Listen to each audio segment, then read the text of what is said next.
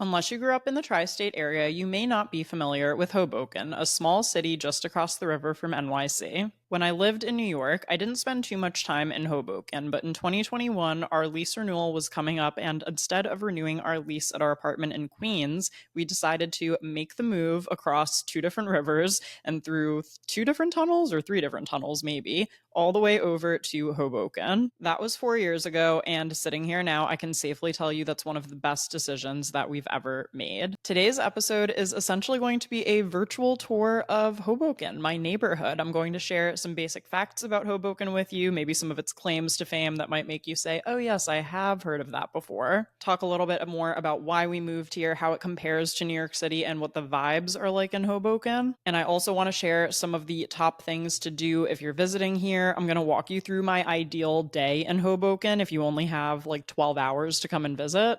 And of course, I won't leave without recommending some of my favorite bars and restaurants in the area, which I would argue is what Hoboken is probably best known for now. Before we get into all things Hoboken, let's do a little create and consume segment as we do every week. So, as far as what I've been creating this past week, I decided to try something new on Reels and TikTok. It's not quite taking off the way that I was hoping it would, but I had a vision in my head to create a reel about all of the different Glossier U perfumes and variations. It just so happens that I recently have been gifted 3 out of the 4 Glossier U fragrances, and because I had them in front of me, I was like, I do want to give some of the scents that I don't wear as often to friends, but I felt like it would be silly to not take advantage of having all of those products right in front of me. So I created a little reel, and I actually filmed it on 2 separate days. So the first half of the reel was shot here in the apartment, and the second half of the reel, I actually took the fragrances out and around Hoboken, funny enough, to get little shots of them in front of different flowers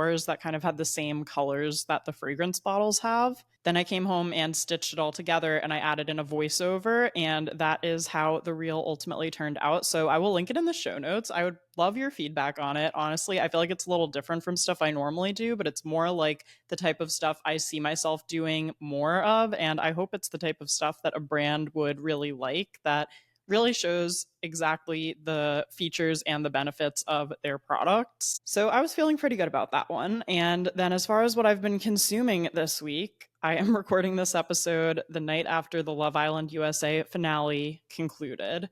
And can I just say, I am thrilled to be free from the shackles of season 7, not because I was not enjoying it, honestly, because the online discourse got to a point where I just got overwhelmed every time I opened the Threads app, which sometimes I do for different reason, but there is just a lot of opinions about this season. And while I agree with some of them and disagree with others, I am just ready for us to wrap this in a box, put it away, acknowledge it for what it was, and move on to other things. Bachelor in Paradise actually just started airing last week at the time I'm recording as well. So that is going to be very interesting to see unfold because that has a whole new look to it. I do now finally have a draft of the reality TV dating episode that I keep threatening, so I promise I will record that for you guys sometime soon. I do feel like I might need a little break from the Love Island of it all, and I'm hesitant to give any spoilers, even though at the time you're listening to this, it will be Thursday, and the spoilers will have already been out on the internet for about 4 days now. But what I will say is I'm really happy for the winners. I hope that the couple that came in second fulfilled everyone's delusional theories and wishes. I'm shocked the couple that came in third even came in third at all. And I felt the couple that came in fourth was pretty accurate. So that's my reaction to who won what. And as far as the winner, particularly the woman in that couple, I am just so excited to follow along with her after the show. I feel like we have a new breakout reality star of the year. And I'm just super excited to follow along on her journey too, as she embraces her new path with content creation and influencing based on her new millions of followers and everything that's kind of unfolded in the last few episodes. But if you want to share your Love Island thoughts, feel free to DM the podcast account at Create and Consume Pod. You can also always send us an email. That's always linked in the show notes as well. Or leave a comment if you're watching on YouTube or listening on Spotify. Okay, let's get into today's episode topic, which is basically all about Hoboken, New Jersey. So if you don't know, like I mentioned in the intro, Hoboken is a small city literally right across the river from New York City. So basically, Hoboken I would say the width of it basically like is parallel to the West Side Highway. Like if you walk to the Hoboken waterfront, you can see the little island very clearly from any part of the waterfront. So really from kind of like 14th Street down to maybe like Perry Street or something down there. And there are a few claims to fame related to Hoboken specifically. So one of them is that Hoboken is called the Mile Square City because Hoboken is exactly 1 square mile. Well, maybe not exactly. I don't know if anyone's confirmed that down to the centimeter, but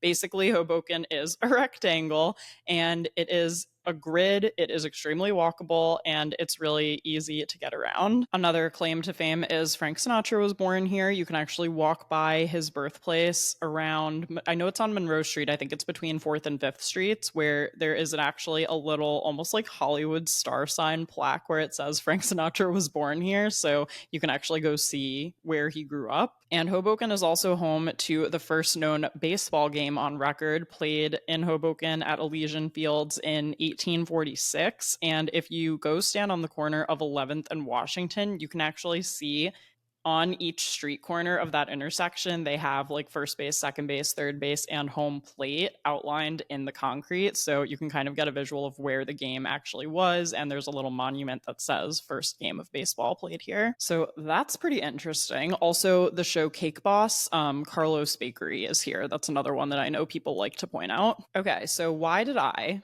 Captain, President, honorary founding member of the I Love New York Club, moved to Hoboken? Well, the year was 2021, and honestly, there had been a lot going on, to say the least. If you lived through 2020, you already know. And it was a really intense year for a lot of reasons. There were many layers as to things that were going on. The first thing that was going on was suddenly we were all working from home more. We never moved into any apartment in the city anticipating that we would be working from home there full time, especially once Andrew and I moved in together, which we moved in together in 2019 into an apartment in Long Island City, Queens. We lived there for 2 years, and then we ultimately came to Hoboken next. But our apartment in Long Island City was, I don't know, 700 square feet maybe. Like the fact that we even were both working from home from there for as long as we were is kind of impressive, but like there's nowhere to go. And we definitely knew that we wanted more space. I had been really pushing for a 2 bedroom. Spoiler alert, that didn't end up happening. But what we were able to get in Hoboken was an apartment with enough space for both of us to have desks in the apartment and for that not to interfere with anything else where we would have had to do weird trade-offs like, oh, we can't have a dining room table. Like, yes, we can. It's right behind me. Oh, we can't have this couch. Yes, we can. It's right behind me. Oh, we can't have the Peloton. Yes, we can. It's right to the side of me. So that was definitely one big consideration, was our new normal of working from home. Another big consideration was wanting to be closer to family. So I don't know if I've talked about this too in depth on the podcast because it's not so much like my story to tell, but I'm sure that I've mentioned, and that he would be fine with me mentioning, that my dad had a really bad case of COVID in 2020, and he almost died. It was extremely intense. It was really bad. He was in the hospital and then in a long-term acute care recovery facility and then in like a regular rehab for, I want to say like at least 3 months, maybe 3.5 months, like from early March to the end of June. So it was just a really intense and terrifying thing to go through. And we just wanted to be closer to family, which I'm also super glad we did in retrospect now, because we lost Andrew's dad last year, but being in Hoboken meant that we were able to see them more, and especially to be able to go back and forth more easily when he first got his pancreatic cancer diagnosis. Just to be a bit more available and to have a car and be able to get back and forth was like really, really important. More so than we even anticipated it being when we first moved here. So being closer to both of our families, who are both from New Jersey, which is incredibly lucky. Like, I know that not everyone is able to say that, and plenty of people have to fly to see their families. And, you know, the commute from Queens, like if you've ever actually had to drive from New Jersey to Queens, it's not like a pleasant drive. And then another big thing that worked out in our favor was Andrew started going back to the office 3 days a week, so he didn't want to be too far from where he couldn't commute. But I also left my job in April of 2021. So I also wanted to be somewhere where I would have more room to film, where I could create cute little corners like the bookshelf, which if you guys are longtime YouTube viewers, you know, is basically where I filmed every video for like 3 or 4 years, I want to say. Also, it worked out, some people like to say, oh, Hoboken's a little more affordable than New York City. Not really so sure about that. Hoboken is still quite an expensive area to live in, and I don't want to downplay that in any way. What I will say is in Hoboken, you do get a little more bang for your buck. So, for example, when we first moved into this apartment, our rent was only like $100 more than what it would have been in Long Island City at the time we had signed our lease for this space. And it was substantially bigger. It also had a balcony, it had a rooftop that we could have access to, it had a building with great amenities, it had a parking spot. Like, we really felt like we were getting a lot for our money just compared to what we had in Queens. And I also have just enjoyed over the last decade and over, basically all of my 20s living in and around the city, being a neighborhood hopper and trying out not just different neighborhoods, but even different boroughs. Because to date, I have now lived in Manhattan, Brooklyn, Queens, and now Hoboken as well, in terms of apartments that I've lived in. And then I grew up in northern New Jersey. And Hoboken is extremely similar to New York City, and it is also right next to New York City.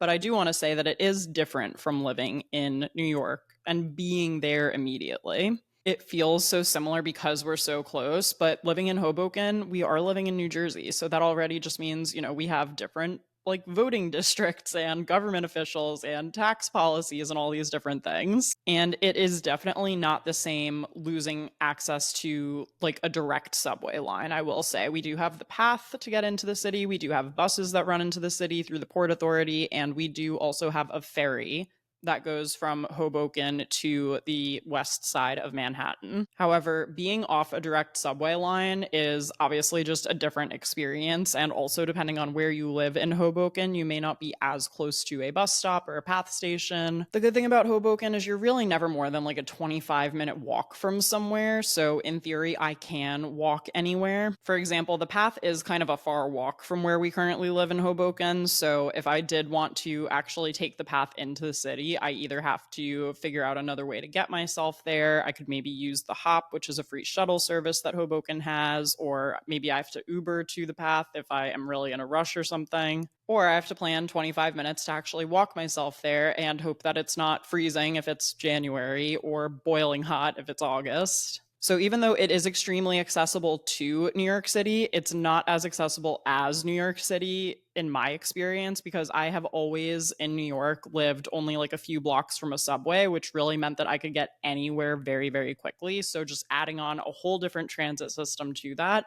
just means I have to factor in more time or plan a little more. But if you are listening to this episode and you're moving to New York soon for a job and you want to live in New York proper, I say go live in New York. Like, there is so much benefit to Hoboken for someone like me who has family nearby and works in the city and wants to be close to the city, but doesn't technically need to live in the city after living in it for 8 years. Ultimately, I do kind of feel like living in Hoboken gets me almost the best of all of the boroughs that I've lived in before. I feel like when we lived in Long Island City, we had an amenity building and access to the waterfront so we could see the city skyline. We basically have that same exact situation here, just on the other side of the city. When I lived in Williamsburg, one thing that I really valued was having friends who lived close by, getting to know like local coffee shop owners and things like that, and feeling a sense of like safety and security in my neighborhood. And that is also something that I have in Hoboken. And then as far as like living in Manhattan and just having so much immediate access to everything and just never being bored, always having something to do, I feel like I take elements of that with me living in Hoboken as well. And when I used to talk about living in New York forever, that was always coming from a very like selfish place, which I think is fine when you're young and really don't have that many responsibilities.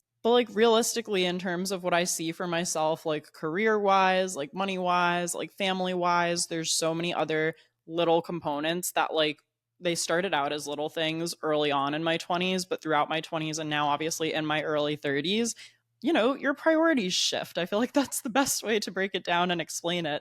And I will always love New York. Like, obviously, I'm so grateful I did get to live there for 8 years. In some way, I've already fulfilled like what my dream was, and even more than that, by getting to live in 3 different boroughs and experience New York throughout my 20s, which to me was like the ultimate time to live there. And I was not necessarily that open to the idea of moving to Hoboken in the beginning either. Like, you can ask Andrew, I would get very emotional when we talked about leaving New York City because I do think that it's possible to have like the New York spell on you, like the promise of New York and everything that you expect with New York and how you expect New York to make you feel, the way it's romanticized through TV, movies, and even TikTok now. Like, there's so much to be said for that. And, when I was young and in my 20s, growing up in northern New Jersey, going to college in New York City, I had a lot of friends who were all right in and around the area. And when I look at like my friend map a decade later, not everyone is here anymore. So there was a lot less attachment in terms of that.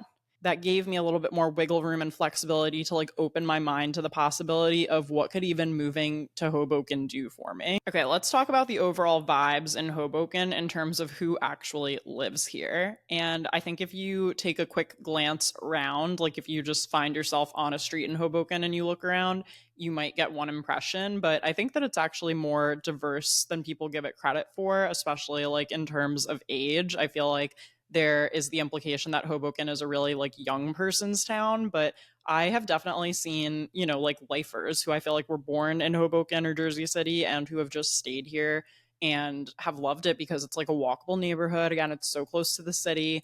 They have really established friends and like little subgroups within neighborhoods here that makes it really family friendly and like easy for people to kind of stick together, especially if they own their places and they have for a long time. I definitely wanted to mention that, especially because there's so many like family owned businesses and stuff here, which we'll get to. But in general, there are a lot of like young working professionals here. If people are closer to the post grad age, like if they just graduated college and they're in their early 20s, they probably live like closer to the path. Whereas I would say you'll see more families like strollers, dogs, that type of thing in uptown Hoboken. And then I think one of my favorite things about Hoboken that I really didn't expect or know anything about before moving here is that there are quite a lot of entrepreneurs in Hoboken and business owners. And what I love about business owners here is I feel like they don't just invest in the community once, like they really continue to invest in the community and give back in a lot of ways. And what I mean by that is like if someone opens a business here, they usually are trying to find a way to either open a sister shop in Jersey City or open like another business in Hoboken because they see how much people love the local businesses here, how much people will come out and support. And I really love living in a community like that where people are excited to try a new cafe that just opened or go check out like a local musician who's going to be performing. And that's something that I think I had in New York, but I had to make a lot more of an effort to like stitch my community together from all different parts of the city because it was so spread out. And in Hoboken, sometimes you just like happen upon that stuff because again, it's pretty close proximity, the 1 square mile thing. And just to give like a couple of examples of some businesses in Hoboken and how they've kind of continued to like invest back into the community or open other locations. One local business here is called Alessio's, and they are like an Italian deli slash sandwich shop. They do have like seating in some of their stores, but I consider them more of like a takeout spot. And they have an original location. They actually opened a new Terrace by Alessio's location, which is in Northwest Resiliency Park in the northwest corner of Hoboken, if you can guess that. And they also opened a new little Italian almost like specialty food shop. So where you can go to get like fresh burrata, fresh pasta, the best prosciutto and sopressata and all of that stuff. And I think it's cool because they've kind of like taken their initial concept and kind of reinterpreted it in a few different ways. On a similar note, the O Bagel owners just recently opened a new project on, I think it's on 8th and Park, called Mile Square Cafe. Andrew and I went here for lunch a couple of weeks ago and I thought it was so good. And what's cool about that is they are using the same like bread slash dough recipes that they use for O Bagel, which is obviously a bagel shop here in Hoboken, and they're using them to make like sandwiches and other different recipes at the Mile Square Cafe. So I got I think it was like a short rib grilled cheese or something with au jus dipping sauce. I don't know what the heck that was, but it was massive and it was delicious. So I would absolutely order that again. I also want to go back and like try their iced coffee. I wonder if they're laptop friendly too, because that would be a great spot to work from, I feel like, especially on a weekday. But as far as being like an all day cafe in Hoboken, I feel like that's something that area, like that spot in Hoboken, if you were to look at the map, was kind of missing. So I think it's cool that they saw that location and decided to open this shop there. And then similarly with coffee shops, my favorite local coffee shop, The Hive, also has a Jersey City location, which weirdly I still haven't been to yet. I need to like get myself over there. There's another coffee shop named Mojo that has 2 locations in Hoboken, and I believe they're also opening, or they just recently opened one in Jersey City. So I think it's cool that, again, like if you see success with a concept and if you start like building up your customer base, that you could potentially open up a sister shop like in a different neighborhood of Hoboken. Or it's kind of hard to say neighborhood of Hoboken, because what I really mean is there's kind of like little sections of Hoboken, which is essentially downtown, and then I guess midtown, for lack of a better word, would be like between 5th and Ninth Streets, that kind of midsection. And then I would say like Ninth and above is more uptown Hoboken. There's not really like actual sub neighborhoods. It's more so just about like which corner of the grid are you in. But yeah, so that's something that I really like about Hoboken as well. And similar to how I felt when I lived in Brooklyn and Queens, I am like not really looking to leave Hoboken on the weekends. Like I go into the city usually minimum once a week, usually more so like twice a week. And that could sometimes depend on if there are like a lot of events back to back, or if it's fashion week, or if it's the dead of winter and I'm trying to leave my apartment as little as possible. But in general, I'm in the city at least once a week on a weekday at some point. And then Andrew's on a hybrid work schedule, so he's in the city a few days a week for work as well. So when it comes to the weekends, like unless it's someone's birthday or something, or there's like a particular museum I've been wanting to visit or restaurant I want to try, I'm I'm probably staying local, honestly, and just enjoying the neighborhood here. And that's something that I used to do in Brooklyn quite a bit and Queens as well. And even though Hoboken is definitely like quieter than Manhattan, there is still no shortage of things to do, and it's still extremely fun. So if you're looking for things to do in Hoboken, I have a couple of recommendations. So the very first recommendation, I have to shout out the Hoboken Girl. The Hoboken Girl is essentially like our local news site. So they were founded many years ago at this point, I think over a decade, and they post all the Hoboken news. They publish a blog post, I'm pretty sure, every single week with all of the events in Hoboken happening on that upcoming weekend. So that is definitely the first place that I would look for things to do. And they cover like both Hoboken and Jersey City. I feel like Jersey City could be a whole other separate episode too, because it is so big and it's its own entity as well. So I don't have enough time to also share Jersey City Recs today. However, I did make a TikTok a while ago explaining what I think the biggest differences between Hoboken and Jersey City are. So I can link that in the show notes if that's of interest too. So as far as things to do, first, I always check the Hoboken Girl, because that will usually tell me all the good things to do. In terms of just like some general suggestions, honestly, indulging in the bars and restaurants here, the food scene is incredible, and plenty of places in Hoboken rival, if not top, some of my favorite places in New York City, and they are often way less crowded, shorter wait times, and things like that. So that is always highly appreciated. I'm going to talk through some of my favorite food spots later in the episode. This one sounds basic, but I love going for a walk in my neighborhood so much. And you could either go for a walk with a friend, you could listen to a podcast, you could listen to your favorite playlist, definitely pick up a beverage from your favorite coffee shop along the way. There's just something so satisfying about it, especially if you walk by the waterfront. The waterfront is also something on my things to do list, which is really even just to walk along the waterfront. You can picnic out by the waterfront. There's tons of different playgrounds and areas for kids to run around and hang out. It's a really great spot for people watching. A lot of events happen at the waterfront too, and even just for getting out and getting your steps in. Also in Hoboken, we have a few different farmers markets. Now, I've actually never been to one somehow. That is so silly. I really want to try to go sometime this summer. 2 that I know of are in Church Square Park, which is like 4th and 5th Street and Garden. And then another one is under the 14th Street Viaducts, which is uptown. I know there's a third one. I can't remember where it is off the top of my head, but I should definitely add that to like my summer bucket list, is to actually go to one of the farmers markets at some point. On a similar note to that, there are tons of different parks in Hoboken. You'd think there wouldn't be that many, but there's Columbus Park, there's Elysian Park, there is Pier A Waterfront Park, there's Church Square Park. There's Northwest Resiliency Park. That's probably like the newest one that's been added since I've lived here. But yeah, there's plenty of parks. Many of them also have like tennis courts, pickleball courts.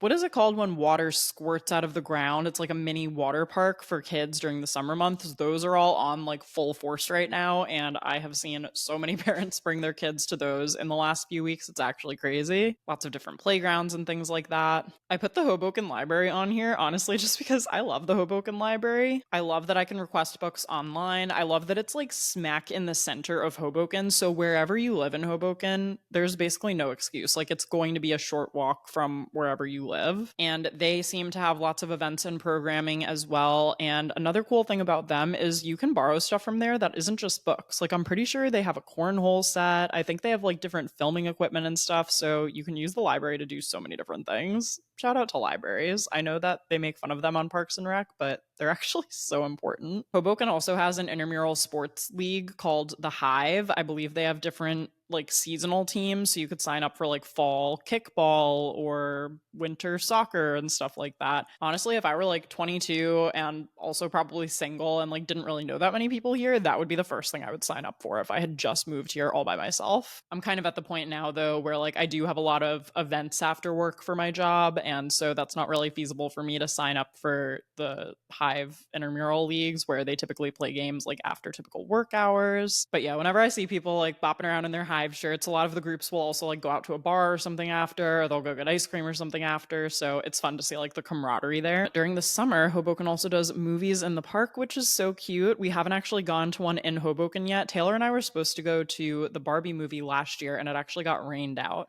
But I was excited for that one because some of them they show at Pier A, which like the whole New York City skyline is behind you when you're watching them. And I believe they also have them at Church Square Park and then Northwest Resiliency Park. And you can go on like the Hoboken local website to look up what is screening when. Hoboken also loves a festival, particularly like a food festival or an art festival. So the three that I came up with off the top of my head, I know I'm forgetting stuff here. So if you have any more, like sound off in the comments wherever you're watching or listening to this episode. But they do have the Arts and Music Festival 2 times a year. So once in the spring and once in the fall. That's always really fun to walk through, just like see local businesses, meet the vendors, get some food, and do a little bit of shopping. I also love St. Anne's Italian Festival in Hoboken. The fact that that is always just a short walk from me, like, is dangerous because of the Zeppelis, because of all the sausages, because of everything. Like, everything there is good. They usually do live entertainment a few nights a week too. I actually found out we're going to be away for it this year, and I am mad. I'm actually straight up mad about it, and I'm already plotting and scheming for how I'm going to make up for it in 2026. There's also something called Mutts Fest, which I've never attended somehow. We'll definitely need to be looking into that. And Hoboken also has fun like races and fundraisers and stuff like that. Andrew and I did a race called 5K for Pizza a few years ago where you run and then afterwards you actually get 3 pieces of pizza, which is all donated from local pizzerias. The only bad thing about that race is you're done with the race at like 10 in the morning. So you're not necessarily like, give me 3 slices of pizza right now after I just ran for like 40 minutes or jogged if you're me. I am notoriously like not a runner compared to Andrew, who is training for his 3rd marathon this year. So if I'm running a 5K, I'm really more so like jogging a 5K. But maybe they'll bribe me with something else at some point. And then there's also cool experiences in Hoboken. I know there's like a paint and sip class in the Monroe Center. There's a spot called Tipsy Tie-Dye downtown that I haven't been to yet. And then there's also Hudson Table, which is part cooking class and then part like nice dinner afterwards. So those are definitely things on my list to try. Now, I know I've been talking up Hoboken a lot. I did just want to mention like probably the 3 big cons of Hoboken. One of which is it's not cheap. Is it maybe a little bit cheaper than Manhattan, or does your money maybe go a little further here? Yes, but it's still an expensive spot, especially if you like to go out to eat a lot, especially if you want to live in a building with like basic amenities, which this is just kind of one of the concessions you make living in the New York City area anyway. You kind of just have to mentally prepare yourself for that. But I do often say that you get what you pay for, and even though you pay a lot to live here, I feel like you also get so much out of it. Another hot topic is parking in Hoboken. We have been so lucky to live in an apartment where we've had a parking spot while living here. Street parking here is a bit of a mess usually. However, if you have a good system in place or you actually drive to work every day and you're already moving your car, that can sometimes come in handy. But otherwise, you just got to pay close attention to all the parking signs. If you're a resident, you can get a residential parking permit. But if you're visiting, you have to make sure you're parking on a side of the street where you're allowed to park. It's not always an easy system. And sometimes getting people to come visit us is a turnoff, like just because of the parking. So there's obviously that small annoyance, but it's really not an issue for our friends who live in New York City. It's more so an issue for our friends who live in New Jersey and have cars who would be driving to us. And then the last Hoboken con is flooding. So most of Hoboken is in a flood zone, which is, not great. We are at sea level, essentially. Like, we are right where the Hudson starts and ends. So there is that, obviously a consideration and a concern while living here. There are some areas of Hoboken where flooding is worse than others. We actually live in kind of a bad area for flooding, and there was a really bad hurricane back when we first moved here where water did get into our car in the garage. So that was obviously annoying. So it's just important to keep in mind, know the streets where flooding gets bad. Make sure that if you have a car, like, it's not in a flood zone. And we haven't had anything really that bad since then. And actually, I know they're making a lot of improvements around Hoboken, like underground right now, to improve the piping and the drainage so that the water pileup isn't so bad in the future. But makes you think twice about signing a lease for a basement apartment, doesn't it? Let's now move on and discuss some of the best spots for food and drink in Hoboken. I actually have a whole blog post about some of my favorite restaurants in Hoboken that I can link in the show notes. And I also have a blog post about the best coffee shops to work from. So if you're a freelancer, solopreneur, or content creator like myself, and you are looking for a coffee shop to work from in Hoboken, that list will have you covered. Gonna keep it a little more broad in this podcast episode though. So to start off, some favorite coffee places. I feel like I should probably rapid fire through these so I don't talk for too long, but I love The Hive and I love Catherine and Kristen, the owners. I love Mojo. I love Mod Cup. I love Bue, which has 2 locations. One is on 14th Street under the viaducts. The other is on Washington and 10th, I want to say. Then there's also Hidden Grounds. There used to be 2 Hidden Grounds locations, but I primarily go to the one on 7th and Garden anyway. I also love Cafe Vista. This one, if you aren't on the west side of Hoboken that much, you may not have even heard of, but I always feel like their coffee hits and the vibe in there is so cute. Order a hot coffee in the winter and they're going to bring it out to you on the cutest china that you've ever seen in your life. Okay, when it comes to breakfast, Anthony David's, Mile Square Cafe, which I was talking about earlier, any of the bagel shops, although O Bagel is my favorite. And then I also always put Bluestone Lane on this list for breakfast anyway, just because it's open early and it's reliable. And on that note, we do have quite a few chain restaurants in Hoboken. I would say most of them are more downtown, if anything. And when I say chain restaurants, what I mean is there is a Starbucks here, there's a Chipotle here, there's a Panera Bread here, there's a Dunkin', so if that stuff is more your jam, it is here as well, but I just find it so hard to go to Starbucks or Dunkin' when there's so many local coffee shops to choose from. That is always going to be my preference. Okay, as far as lunch and brunch, for sit-down spots, Elysian Cafe, that's my number one go-to when I think of lunch in Hoboken. I think of that. There's a Mexican restaurant called East LA that serves really great food. I also like Barbes for brunch. That is a French-Moroccan hybrid restaurant. Really, really cool concept. The Brass Rail, especially if you are meeting someone coming from the city because it's close to the path. One of my favorite restaurants in Hoboken is called Antique Bar and Bakery, and they also opened a restaurant called Antique at 112. That's a really great brunch or lunch spot. I have only been there once, but I've been meaning to go back. And also the Ainsworth. That's another great way to get a city friend to come see you in Hoboken because it's so close to the path. They'll walk along the waterfront and be like, wow, the views are beautiful here. And they'll get to go to a restaurant that they recognize because there is also at least one Ainsworth in the city that I know of. But if you're just looking for a grab and go lunch, I would definitely recommend Lisa's, Vito's, or Alessio's for sandwiches. Dinner recommendations, there's literally too many to choose from. It's like trying to pick a favorite child, which as an only child, I wouldn't know how to do anyway. But some of my favorites are Sorellina, great Italian food. Olivia's kind of Mediterranean inspired. Antique, which I talked about before, they have just insanely good food. Grand Vin, another Italian spot. Saku is a Japanese restaurant that I love.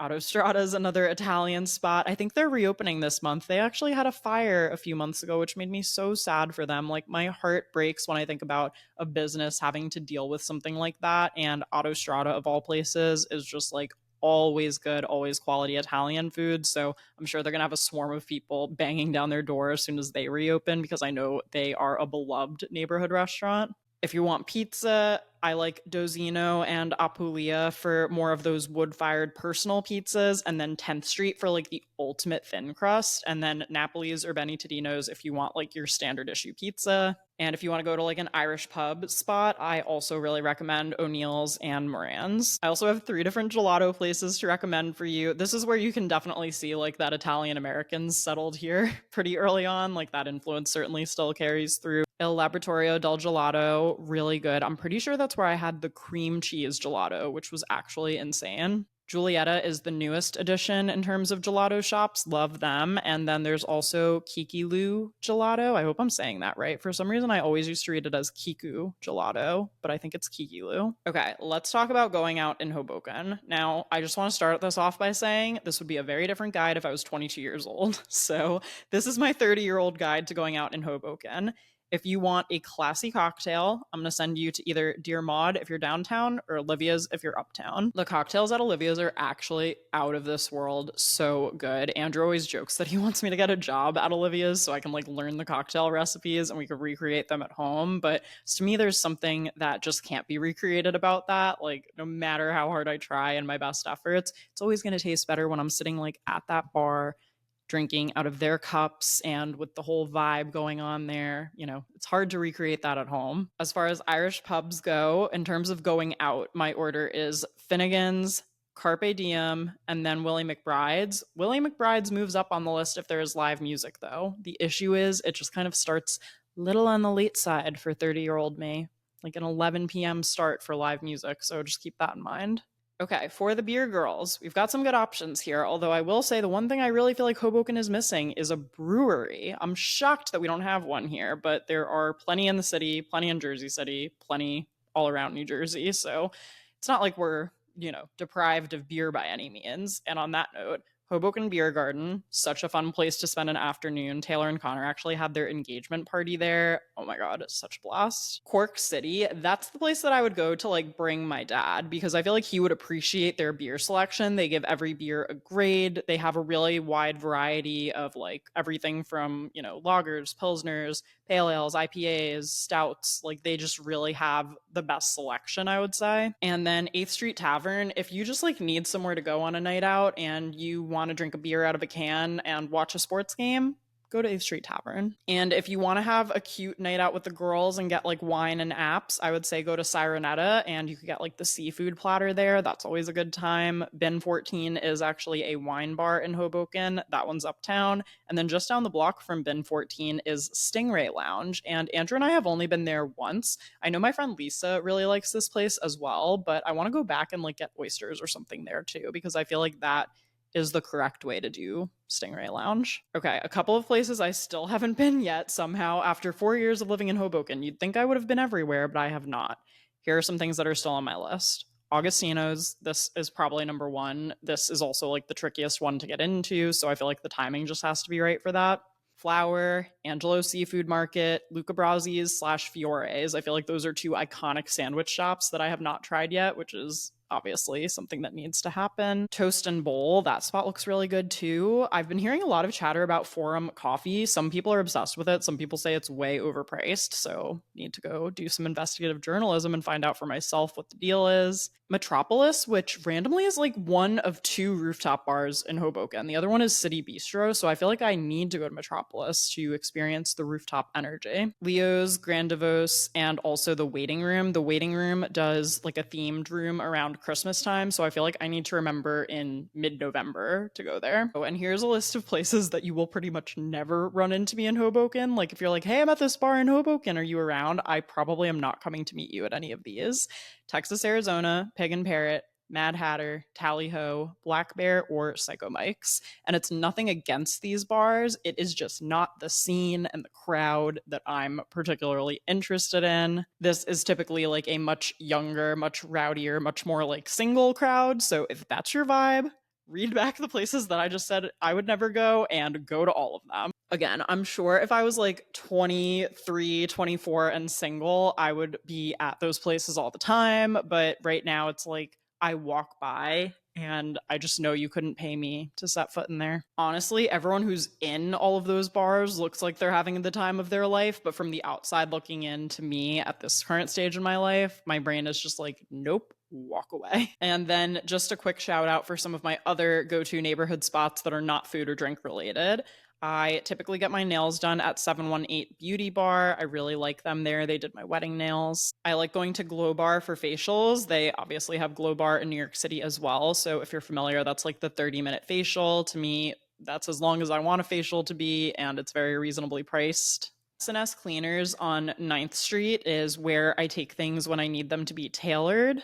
And I also saw that Alt's just opened up in Hoboken as well, which is so exciting. And Alt's in the West Village is where I got my wedding dress tailored. And then for local bookshop, I typically go to Little City Books. We also have Symposia Books, which I actually haven't been to yet, but I've been meaning to check out. One other kind of interesting thing about Hoboken is you can't really like stay here unless you know someone here. We have one hotel in Hoboken. It's called the W, and it's pretty close to the path. So if for some reason you were planning to come to New York and you were like, oh, this all sounds great, maybe I should stay in Hoboken, I just want to say that is your only option. I think at that point, you're better finding like an affordable option in the city. I have nothing bad to say about the W Hotel. I've never like been in there before, but I don't really know anyone who comes to New York City and like stays there. Essentially, if you are hearing me say all of this and you're in New York City and you want to come to Hoboken for the day, you're just going to take the path, and that's fine, honestly. Okay, and now I want to walk you through my ideal Hoboken day. So in my perfect world, this is like a Saturday in the neighborhood that goes exactly according to my preferred plans. Okay, let's start out with the morning. I get up early and I go for a walk. And ideally, I'm catching up on a podcast that I missed from the last week, or maybe I'm calling my mom or catching up with a friend or something. But I want to be getting up early and going for a walk. I am probably going to pick up an iced coffee from somewhere. You'd think it would be the Hive, but the Hive gets crazy on weekends because of their homemade cinnamon rolls. So unless I'm like doing an Uber Eats pickup situation, I might probably go to Mojo or even Mod Cup or somewhere like that. And then I'm going to pick up O-Bagel. And this is very specific. I have pre-ordered the O-Bagel on the O-Bagel app. And you might be like, that's a little specific. Why do you have the O-Bagel app? The rewards are actually really good. For every $50 you spend, you get $5 towards your next order. And when you're buying those breakfast sandwiches for like more than one person, that kind of adds up. So I actually really like ordering through the O-Bagel app. They say they prefer it too, just in terms of like the service fees and things like that. So this is very specific. We've gone on a walk, we've picked up a coffee somewhere, and we've also picked up bagels. Now, usually Andrew is out like on a long run while I'm doing this. So I will come home and probably wait until he gets home, and then we'll have our bagels. And then I'm at home and I eat my bagel. I probably make another coffee at home, or maybe Andrew put a pot on at some point in the morning if he got to it before I did. So then I'm having an actual cup of black coffee. I feel like that's essential for me. And iced coffee is nice, but I also just need an actual cup of regular black coffee in my body to start the day. And then I'll probably chill for a bit and get ready for the day. Okay, as far as the afternoon goes, here I'm going to split into two different possibilities, a choose your own adventure based on what time of year it is. If it's warm weather, we're going to do one thing. If it's cold weather, we're going to do another thing. Okay, if it's warm weather, we're doing a picnic by the waterfront. So we're going to pick up sandwiches from maybe Vito's or Lisa's or Jersey Mike's potentially if we're going all the way down to Pier A Park. That is like right across from the park, so that's very convenient. And I've probably packed a cooler and a bag. Like I have sunscreen, I have a book, or I have games. And then in the cooler, there's like snacks or waters, or maybe even some high noons if we're feeling a little fancy. And we just spend like hours at the waterfront. Like whoever I'm with, maybe a friend came and met me from the city, or maybe I'm with Andrew and we're going to like either read or hang out or listen to music or play games for just as many hours as is comfortable to be out in the park. If it is a cold weather day, I ideally would maybe try to still get out of the house and pop into some local shops. So that's probably like the Washington General Store, maybe that cute little Alessio's Italian market that I'm currently forgetting the name of, but it's just right across from Alessio's on like 6th and what even is that, Park maybe? I'm popping into Brook and Bell and I'm just looking at all of the beautiful pieces in there. And then I want to go somewhere for lunch. Like maybe I want to go to Anthony David's and go out for lunch that day to feel fancy and special. Okay. And then in the evening, if this is the warm weather evening trajectory, I want to go get a pre dinner drink somewhere. And ideally somewhere where I can either sit outside or where like I know the door is going to be open and there's going to be a breeze coming in. Most likely, this is going to be Olivia's because, as discussed, their cocktails are absolutely insane, and I love starting a night there. But I could also possibly be caught at Dino and Harry's if I wanted a martini. I could be at the City Bistro rooftop if I just like really needed to be on a rooftop at that moment. But then we're going out to dinner at like one of the tried and true spots. We're talking like Sorolina, Antique, Grand Vin, Margaritas, or like Dozino or Apulia if for some reason we did not order a pizza on Friday, because in my head it's Saturday on my perfect day. But if it is a cold weather day, we're staying home. We're getting takeout. We are so lucky to have so many amazing takeout options and so many restaurants around here that deliver great takeout. Off the top of my head, I mean, I want Muteki ramen. Andrew's not that big of a ramen fan, which is one of his very few flaws, if you can believe it. So, in my ideal world, I'm probably getting Muteki ramen if it's cold. If I am with my lovely husband, though, and we want to order something that we will both enjoy, we're probably getting a pizza from Napoli's, or maybe we're getting Hoboken burrito, Ayame sushi, anything like that where we can order in and then cozy up by the fire and like watch an old season of Amazing Race or whatever it is that we happen to be watching at the time. And then there's a very slim chance that we could possibly be persuaded to go out to like one bar after that. Usually, unless I get a very persistent text from Taylor, though, we're probably having a cozy night in at that point. And now you've heard me walk through my ideal day in Hoboken, what I love about living here, all of the top like restaurants and go-to spots in the neighborhood. And I loved talking about this. I actually talked for way longer than anticipated. I know that I've repeated myself a little bit, so editing Austen has some work ahead of her. But yeah, thank you guys for listening to today's episode, listening to me wax poetic about Hoboken and how great it's been and how much I love it. I really did not have that many expectations when we first moved here, and all of them have been blown out of the water. I am super happy here. I'm super glad that Andrew's happy here as well. And I just love the life that we've built here together, too. So that is obviously a great note to end on. And I will talk to you guys in the next episode.